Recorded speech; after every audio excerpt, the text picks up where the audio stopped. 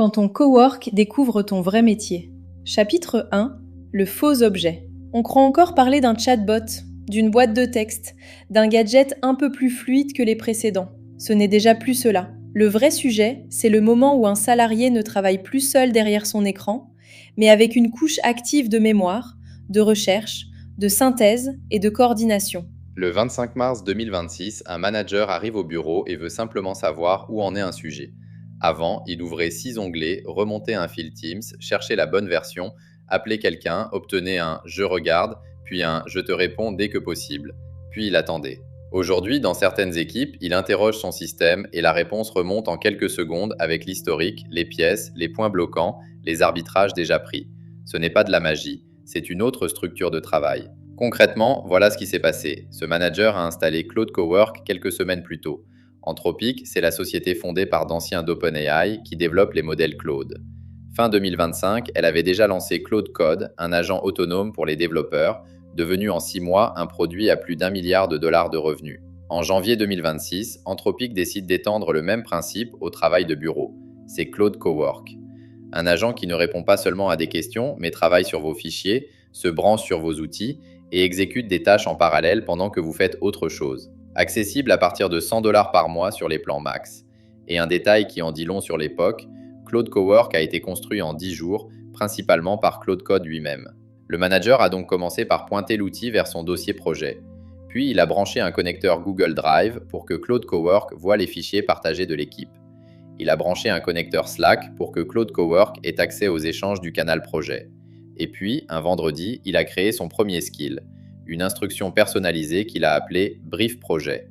Chaque fois qu'il demande un brief, Claude Cowork va chercher les derniers fichiers modifiés dans Drive, remonte les messages clés de Slack, croise avec les notes du dossier local et lui sort en 30 secondes un état des lieux structuré. Avancement, point bloquant, arbitrage en attente, dernière décision prise. Depuis, chaque lundi matin, le brief est là, sans qu'il y repense, sans qu'il retape quoi que ce soit. Le skill tourne. Le manager ne découvre pas seulement une réponse plus rapide, il découvre tout ce que son organisation lui faisait encore porter à la main. Et c'est peut-être cela le premier choc. On découvre moins un meilleur outil qu'une vérité gênante. Une partie de l'organisation tenait encore par mémoire orale, par boîte mail, par habitude, par personne qui savait, par délai flou qu'on appelait poliment dès que possible. Voilà le point de départ réel de l'épisode.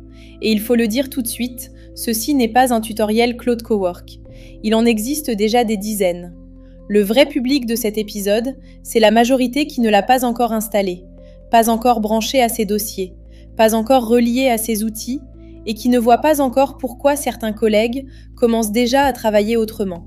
Beaucoup de gens parlent encore de l'intelligence artificielle au travail comme on parlait d'un assistant il y a 2 ans. On lui pose une question, elle répond, on copie-colle, on passe à autre chose. Cette image existe encore, elle devient de moins en moins pertinente. Parce que dans les entreprises où quelque chose a réellement changé, le sujet n'est déjà plus le chatbot. Le sujet, c'est le collaborateur augmenté. Pas l'utilisateur occasionnel qui demande une reformulation de mail, pas le curieux qui teste une idée à la pause déjeuner. Le collaborateur vraiment augmenté, celui qui travaille avec une couche active de mémoire, de recherche et de coordination. Une mémoire de ses dossiers, une capacité de recherche transversale, une couche capable de faire remonter les bons documents, les bons arbitrages, les bonnes traces, les bonnes synthèses, parfois même les bons prochains gestes. La différence est immense. Elle ne tient pas seulement à la qualité du texte généré, elle tient à la structure même du travail. Avant, beaucoup de métiers d'écran reposaient sur une alternance de production et de friction. Chercher, ne pas trouver, ouvrir 10 dossiers, regarder dans ses mails, pinguer quelqu'un, attendre une réponse, recevoir un « je regarde et je te réponds dès que possible », relancer, recoller le contexte, puis seulement travailler. Voilà l'ancien régime du travail de bureau, pas seulement produire. Produire à travers des latences, à travers des trous de mémoire, à travers des dépendances humaines, à travers des délais flous. Et c'est là que la bascule commence. Pas quand la machine écrit une note correcte. Quand elle commence à réduire une partie de cette latence informationnelle et documentaire qui structurait encore l'entreprise d'hier. Il faut être précis. Nous n'avons pas aujourd'hui de belles études académiques qui prouveraient proprement que les LLM suppriment le dès que possible. En revanche, on a déjà des signaux beaucoup plus solides sur les briques qui composent compose cette friction. Selon l'OCDE, en janvier 2026, plus d'un tiers des individus ont utilisé des outils d'IA générative en 2025, alors que seulement 20,2% des firmes déclaraient utiliser l'IA, contre 14,2% en 2024 et 8,7% en 2023. Ce que cela raconte, ce n'est pas encore la transformation totale de l'organisation. C'est le décalage entre l'usage individuel et la refonte des systèmes. Les gens avancent plus vite que les structures. Microsoft et LinkedIn racontent le même mouvement sous un autre angle. Leur Work Trend 2024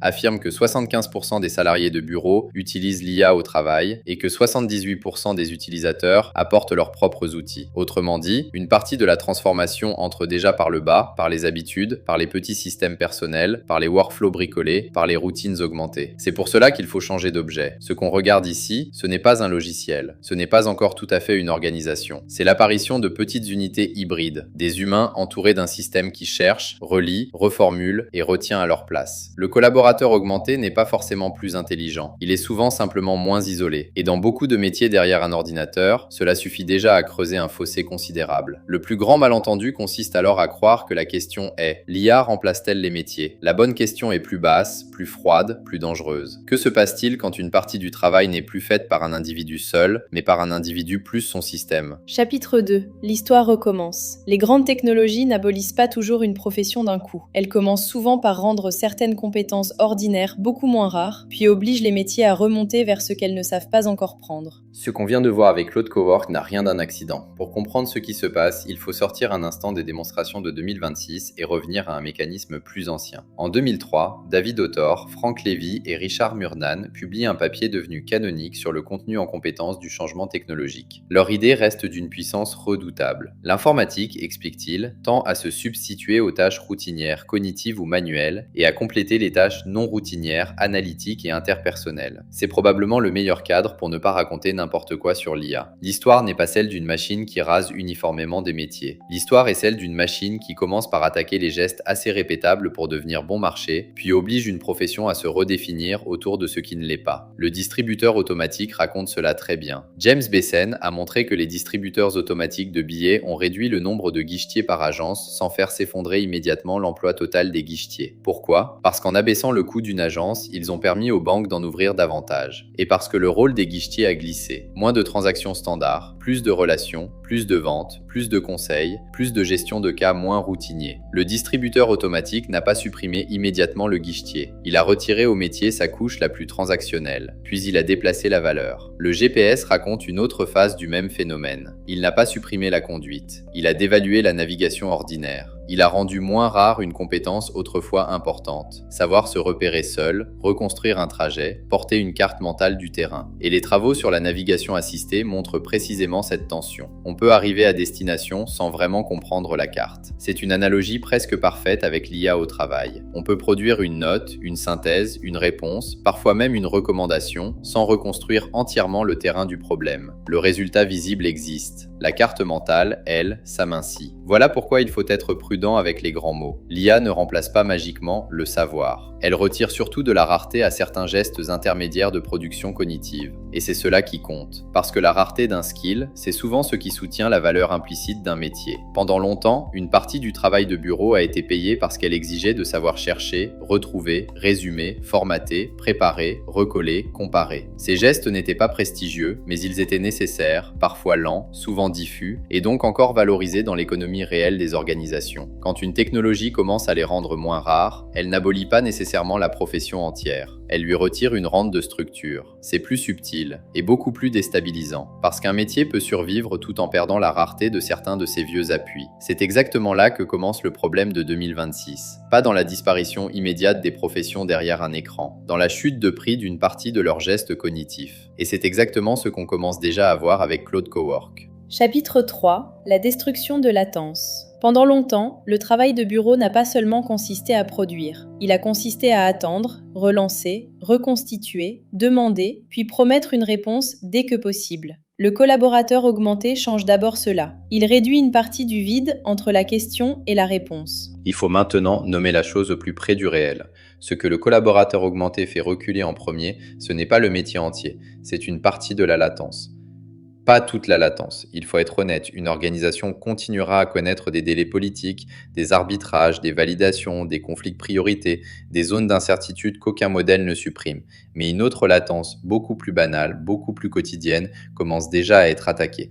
La latence informationnelle, la latence documentaire, la latence de mémoire, la latence du où est le bon fichier, du qui c'est ça, du on avait décidé quoi déjà, du peux-tu me refaire le contexte. Dans beaucoup d'entreprises, ces latences ont longtemps été absorbées par des gens, pas par des organigrammes officiels, par des personnes précises, celles qui savaient où retrouver l'ancienne version, celui qui se souvenait de l'appel avec le client, celle qui pouvait résumer vite ce qu'on avait dit en comité, celui qui répondait « je regarde et je te réponds dès que possible ». Et c'est ici qu'une phrase devient utile. Les modèles ne connaissent pas le « dès que possible ». Il faut entendre cette phrase correctement. Ce n'est pas un énoncé scientifique, c'est une description de régime temporel. Le dès que possible, dans l'entreprise ancienne, n'était pas une unité de temps. C'était une manière élégante de dire que personne n'avait la réponse sous la main, une façon de vivre avec la friction, une formule pour dire « je n'ai pas l'information maintenant, je n'ai pas la trace maintenant, je n'ai pas le contexte maintenant, mais je vais essayer de te le reconstituer ». Le délai flou n'était pas une compétence, c'était une façon de supporter le désordre. Reprenons le manager du chapitre 1.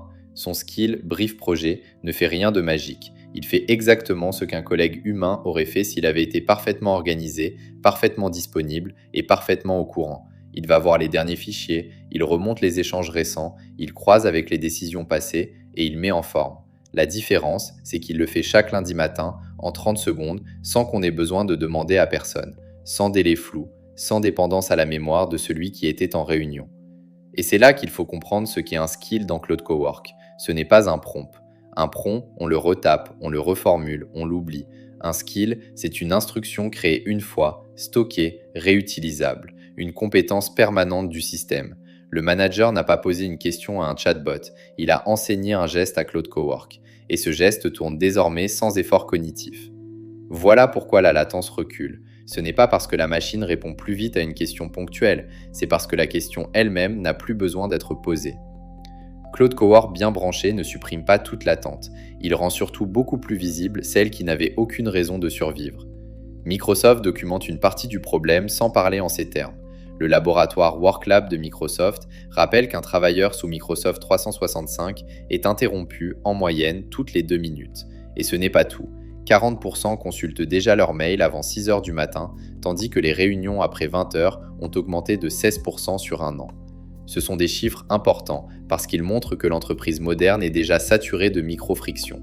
L'IA n'entre pas dans un monde calme, elle entre dans un monde où l'on cherche trop, où l'on attend trop, où l'on reconstitue trop, où l'on subit trop de transitions contextuelles. Dans ce monde-là, celui qui dispose d'une mémoire active, de bonnes recherches transversales, de synthèse automatique, d'un accès plus rapide au bon contexte, ne paraît pas seulement plus efficace, il paraît travailler dans un autre temps. Voilà le vrai point. Ce qui sépare désormais le collaborateur augmenté des autres, ce n'est pas le talent, c'est la distance entre la question et la réponse. Et dans les métiers d'écran, cette distance creuse un fossé très vite. Le gain n'est pas seulement opérationnel, il est aussi politique. Celui qui dépend moins de la mémoire des autres dépend aussi moins de leur délai. Il est moins prisonnier de l'organisation ancienne. C'est cela qui rend la comparaison cruelle. On ne compare déjà plus seulement 2 individus, on compare un individu seul et un individu adossé à un système capable de retrouver, croiser et restituer le contexte à sa place. Le second n'est pas une machine, mais il n'est déjà plus tout à fait un travailleur isolé non plus. Et cette réduction partielle de latence a un effet très concret.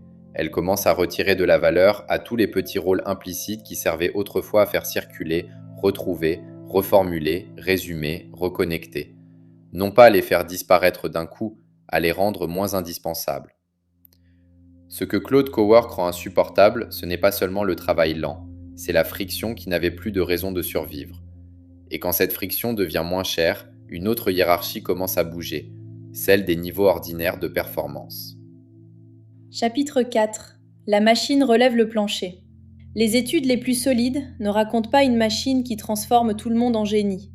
Elles racontent plutôt une machine qui aide surtout ceux qui étaient les moins avancés, tant qu'il reste dans sa bonne zone. Une grande partie du fantasme sur l'IA consiste à croire qu'elle élève tout le monde de la même façon. Les données les plus sérieuses racontent autre chose. Elles suggèrent que sur beaucoup de tâches routinisables ou suffisamment bien contenues dans la zone de compétence du modèle, la machine relève surtout le plancher. L'expérience la plus célèbre ici reste celle d'Eric Brynjolfsson et de ses co-auteurs. Dans un papier devenu classique, ils observent sur plus de 5000 agents support l'introduction d'un assistant conversationnel de type génératif. Résultat, environ 14% de gains moyens de productivité, mais surtout environ 34% chez les novices et les moins performants. Et les auteurs écrivent même que l'outil semble diffuser les meilleures pratiques des plus capables vers les moins capables. Voilà la phrase décisive. La machine ne crée pas du génie. Elle diffuse plus vite des gestes efficaces. Dans Claude Cowork, cela se voit très bien. Un junior qui crée 3 bons skills et branche 2 connecteurs ne devient pas un expert. Mais il cesse très vite de se comporter comme un junior isolé. Et plus souvent comme s'il avait déjà intégré une partie des micro-pratiques des meilleurs. C'est une nouvelle énorme pour les organisations. Et un choc pour la hiérarchie implicite du travail. Parce qu'une partie de ce qui distinguait jusqu'ici les plus avancés n'était pas toujours un génie mystérieux. C'était parfois un ensemble de micro-bonnes pratiques. Une manière de formuler, une manière de résumer, une manière de traiter un client, une manière de chercher, une manière d'écrire proprement dans un cadre donné. Dès lors que ces gestes deviennent partiellement imitables et diffusables, la machine relève le bas de la distribution plus vite qu'elle n'élève le sommet. Le papier de Harvard sur les consultants de BCG raconte quelque chose de très proche. Sur 758 consultants avec GPT-4, autrement dit la version 4 de GPT, les participants réalisent 12,2% de tâches en plus, 25,1% plus vite, avec plus de 40% de qualité supplémentaire sur les tâches situées dans la bonne zone. Là encore, il ne faut pas raconter l'histoire de travers. Cela ne signifie pas que le modèle transforme n'importe qui en grand expert universel. Cela signifie qu'à l'intérieur d'un périmètre bien contenu, une partie importante de la compétence visible devient plus facilement accessible. C'est probablement l'un des grands faits économiques de 2026. Certaines couches du savoir-faire se diffusent plus vite, non pas les plus profondes, pas les plus rares, mais une partie du milieu, une partie de ce qui faisait encore tenir la valeur ordinaire d'un bon travailleur de bureau. Le problème est que cette démocratisation partielle des gestes efficaces n'a rien d'uniformément rassurant. D'abord parce qu'elle comprime la rareté. Ensuite parce qu'elle reclassifie les gens beaucoup plus vite qu'on ne le croit. Une partie de la hiérarchie professionnelle tenait encore à des gestes bien exécutés. La machine commence à les banaliser. Celui qui passait pour bon parce qu'il produisait des premières versions propres, découvre soudain qu'il n'occupait peut-être pas encore les tâches rares de son propre métier. Celui qui sait en plus juger, connecter, vérifier, contextualiser et construire un vrai système de travail autour de lui, gagne au contraire en intensité. Dit autrement, la machine relève le plancher, mais elle n'annule pas le plafond. Elle rend seulement plus visible ce qui, au-dessus du plancher, relève encore d'autre chose qu'un geste bien imité.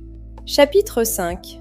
La frontière dentelée. Une machine peut être remarquable dans sa zone et dangereuse juste à côté. Plus elle devient bonne sur le standard, plus l'humain est renvoyé vers ce qui ne supporte pas la délégation aveugle, le jugement, la vérification, le sens de la carte entière. C'est ici qu'il faut résister à l'ivresse du gain de temps, parce que la machine qui relève le plancher n'est pas une intelligence uniforme.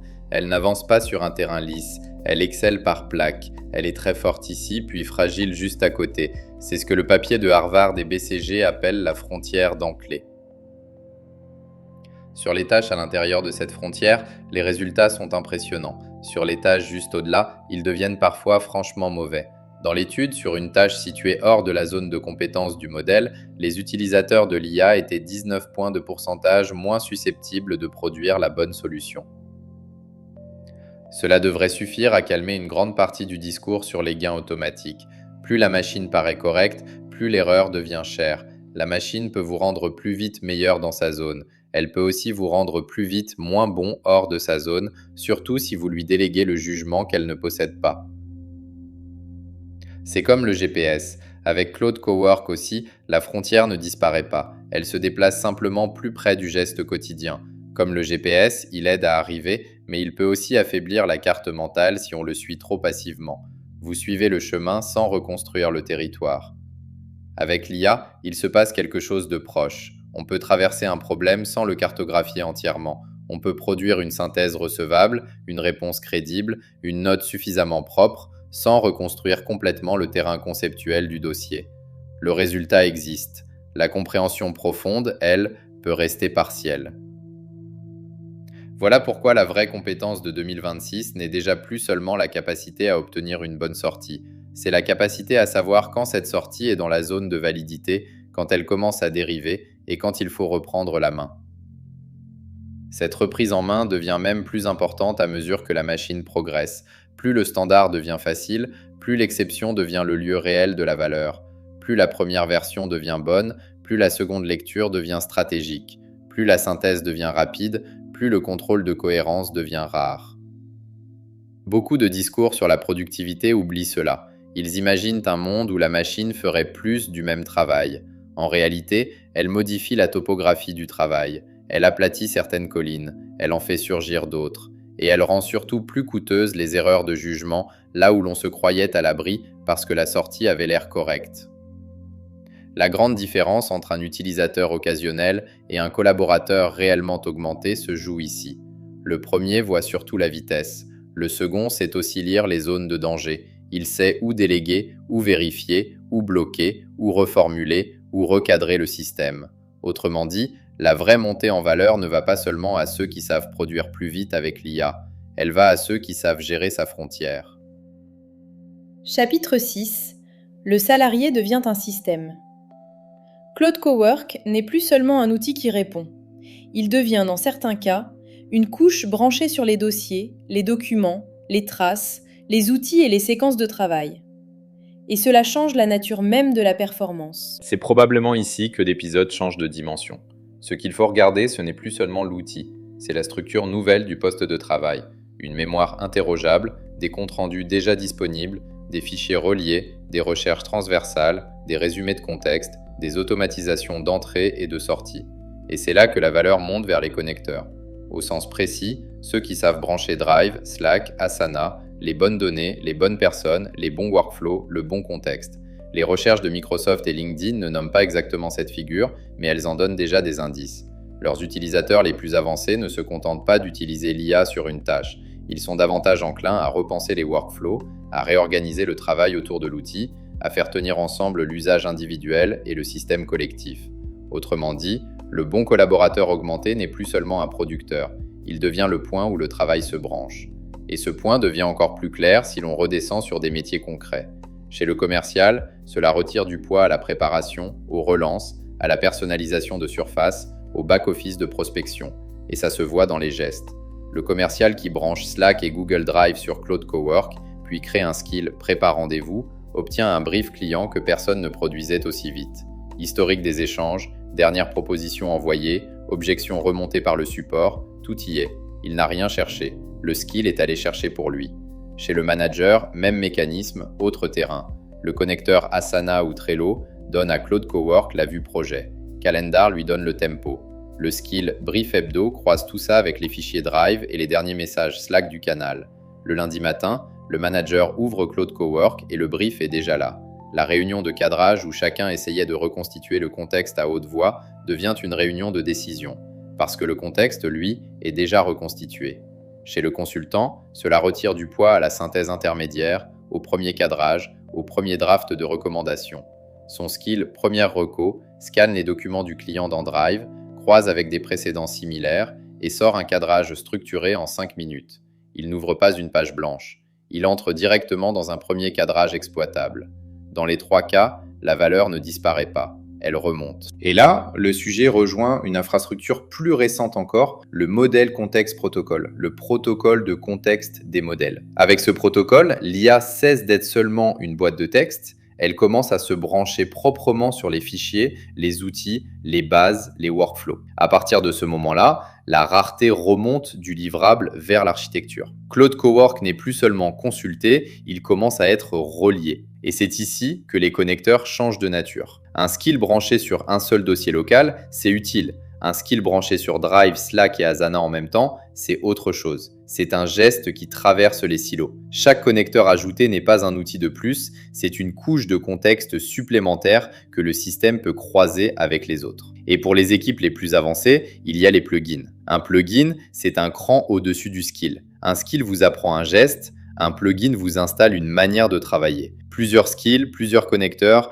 des commandes rapides comme rapport ou audit, des sub-agents, des IA délégués pour des sous-tâches spécifiques et une logique de travail déjà structurée. On n'ajoute plus une fonction, on importe une manière de travailler. Une équipe finance qui installe le plugin financier ne gagne pas seulement du temps sur 2 ou 3 tâches. Elle récupère d'un coup une méthode. Extraction de factures, génération de tableaux, reporting, suivi, contrôle périodique. Ce n'est plus seulement un outil, c'est une compétence de département entier installée en un après-midi. Il faut cependant ajouter une limite importante. On ne branche pas Claude Cowork sur n'importe quelle donnée comme on branche un nouvel outil sur son poste. Plus le système devient puissant, plus la question du périmètre devient politique. Quelles données sont accessibles, lesquelles ne le sont pas, dans quel cadre, avec quelle garantie, avec quelle dépendance à un fournisseur. Autrement dit, la montée en puissance de Claude Cowork rencontre très vite une autre frontière, moins visible que la frontière dentelée du modèle, mais tout aussi réelle. La frontière de souveraineté, de conformité et de confidentialité. C'est pour cela que tous les métiers d'écran ne brancheront pas Claude Cowork de la même manière.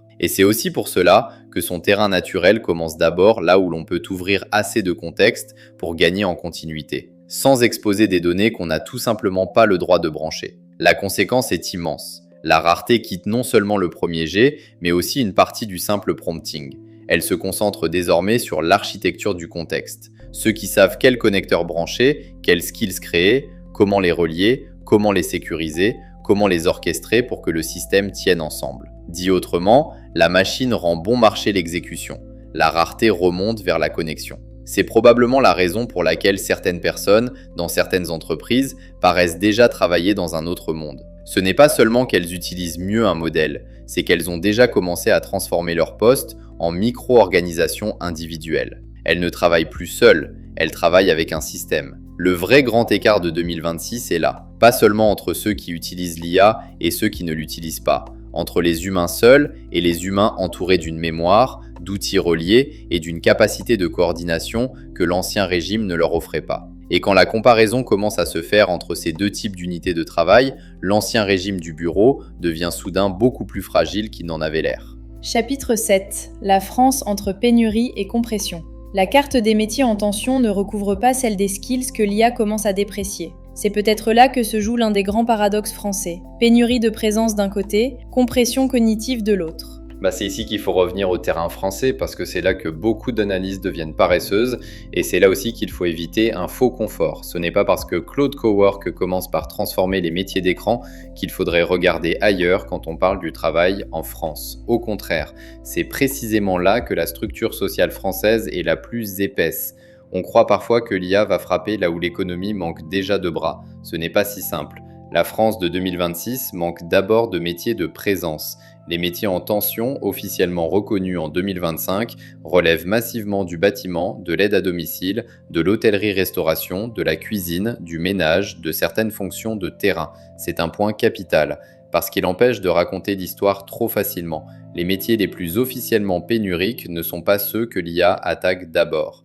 En parallèle, France Travail indique 2,4 millions de projets de recrutement en 2025, en baisse de 12,5% sur un an, avec 50,1% des recrutements jugés difficiles.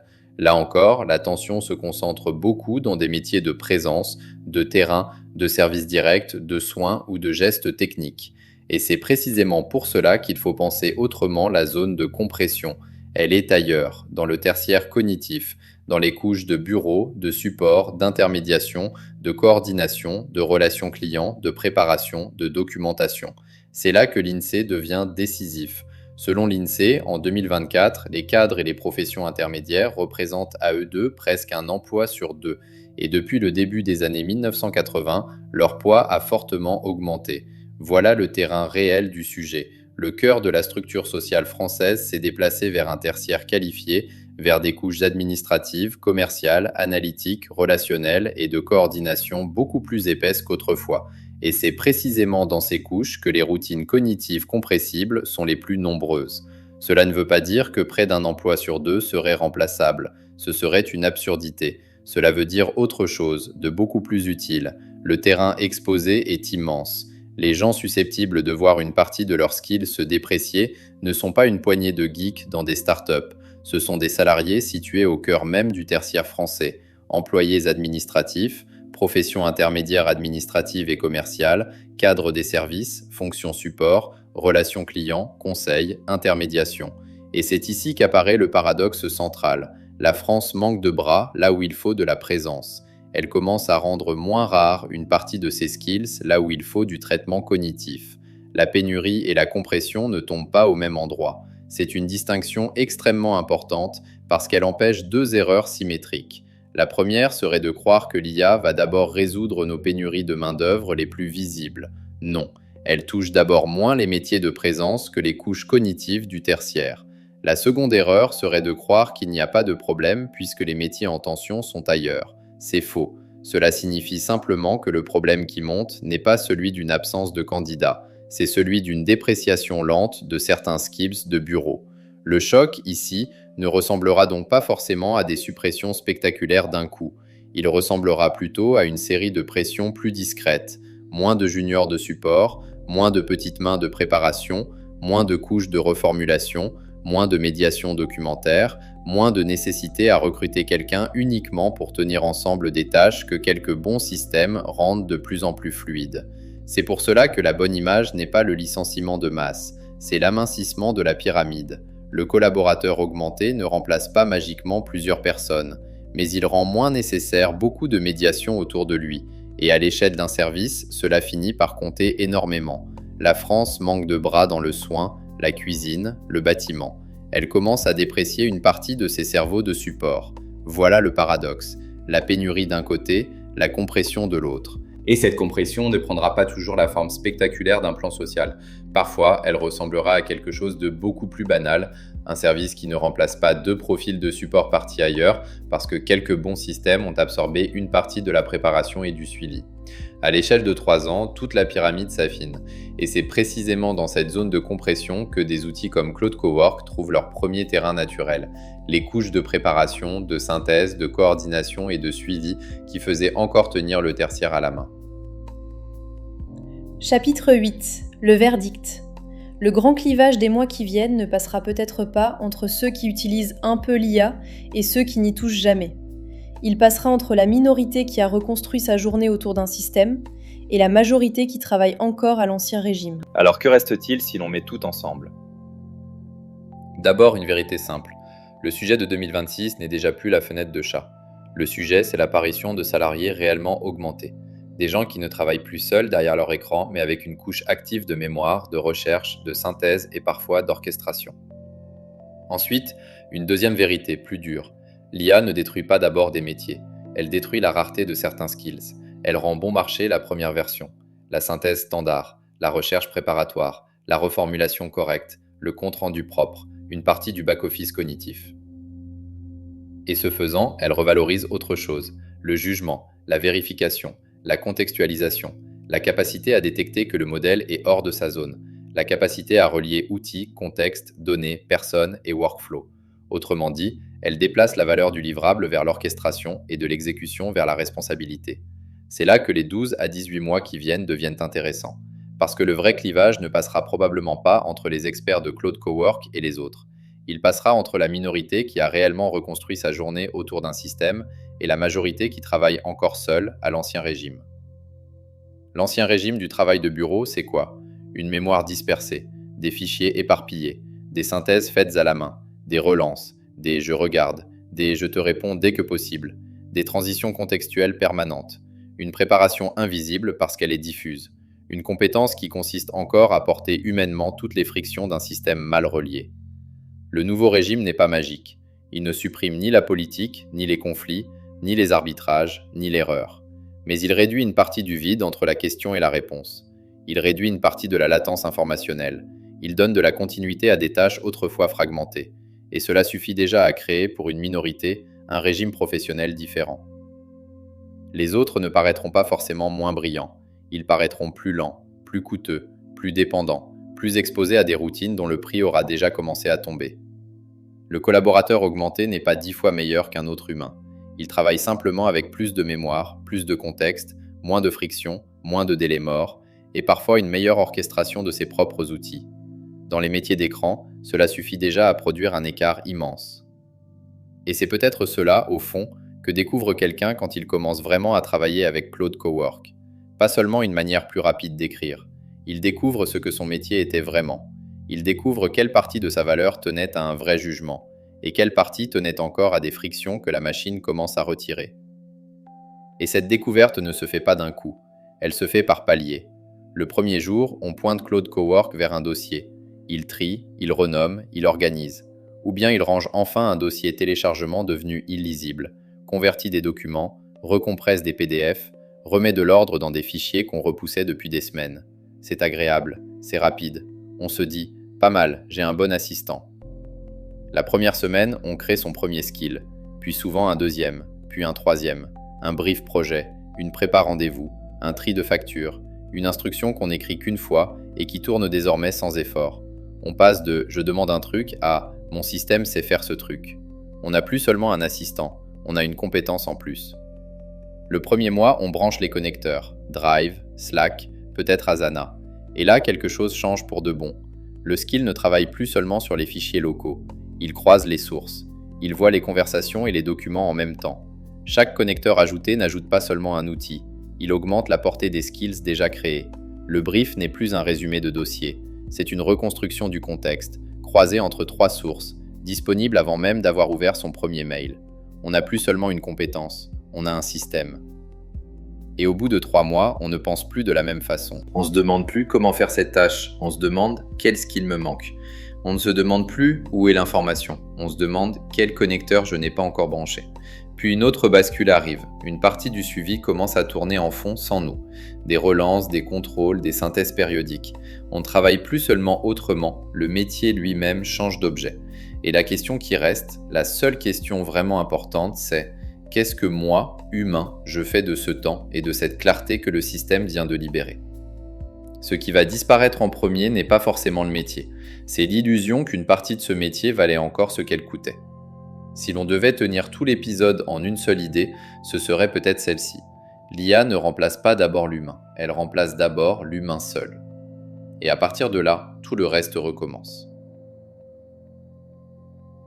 C'était Quand ton cowork découvre ton vrai métier. Merci de votre écoute.